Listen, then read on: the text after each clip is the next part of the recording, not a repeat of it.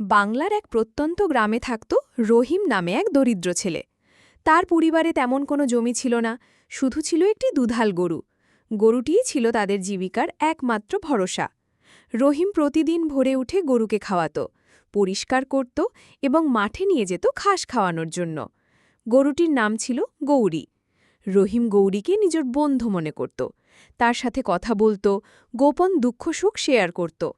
একদিন গ্রামের মেলায় প্রতিযোগিতা হল, সবচেয়ে স্বাস্থ্যবান গরুর পুরস্কার। রহিম চাইল তার গৌরীকে অংশগ্রহণ করাতে, কিন্তু অন্যরা হাসাহাসি করল, বলল, এত গরিব ছেলের গরু কি কোনো পুরস্কার পেতে পারে? রহিম নিরাশ হল না, সে গৌরীর যত্ন দ্বিগুণ করে নিল। ভালো খাবার, নিয়মিত গোসল আর যত্ন সহকারে চিকিৎসা করল।